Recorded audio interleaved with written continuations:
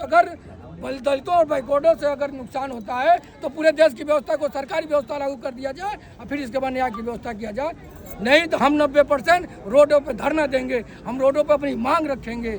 हम supreme court से मांग करता हूँ, सरकार से मांग करता हूँ, यूजीसी कानून 2026 अति जरूरी है लागू किया जाए। आपको नहीं लगता है इसमें गृह युद्ध जैसा हालात पैदा होंगे, इसमें सर्व बनाम बहुजन होने की संभावना? ये तो मैं नहीं मानता हूँ, वो अपना हक मांग रहे हैं, मैं अपना हक मांग रहा हूँ, लेकिन ये इतिहास गवाह है कि अपने हक के लिए कुछ भी कुर्बानियां दी जा सकती है। माहौल तो बन रहा है ना कि सर्व बनाम बहुजन। नहीं, ये तो मैं नहीं कह सकता। वो अपना मांग सरकार से रख रहे हैं, मैं अपनी मांग सरकार से रखता हूँ।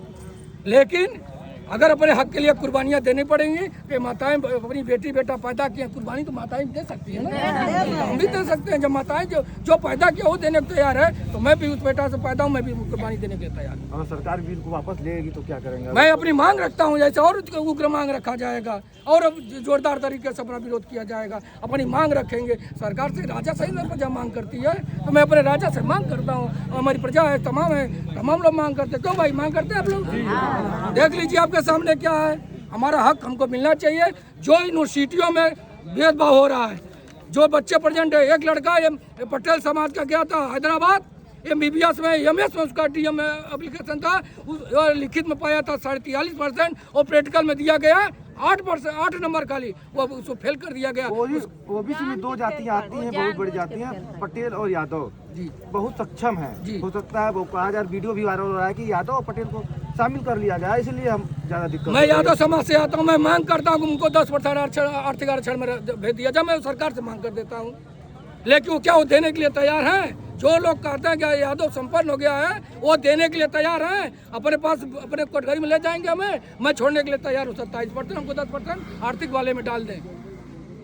तमाम यादव लड़के यहाँ किसी से पूछ लीजिए। मैं मांग करता हूँ सरकार से, हमको आर्थिक आरक्षण दे दें, हमको 10% डाल, हम छोड़ देता हूँ 27%। मैं अगर संपन्न हो गया तो क्या पूरा यादव समाज ही संपन्न हो गया? क्या एक दलित का लड़का IAS हो गया तो क्या पूरा मोहल्ले IAS हो गया?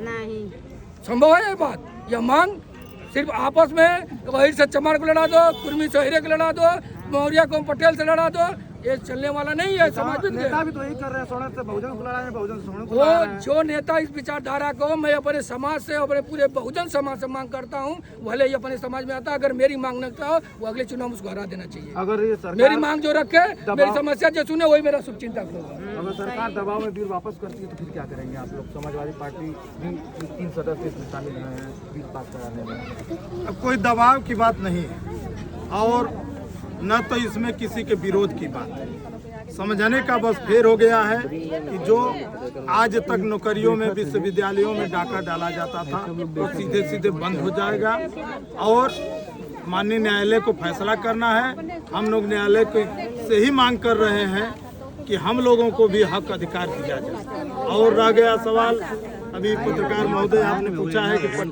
मैं पटेल जात से आता हूं और यादव जात से आता हूं, केवल पटेल और यादव का सवाल नहीं, ये पूरे OBC वर्ग का सवाल है, SC और ST का सवाल है, किसी एक जात विशेष का सवाल नहीं। तो हमारे साथ तमाम लोग थे और UGC के समर्थन में यहाँ पे एकत्रित हुए थे डॉक्टर भीमराव अंबेडकर के मूर्ति के सामने, और उनसे बातचीत हुई है। मिलते हैं कहीं और से, तब तक के लिए धन्यवाद।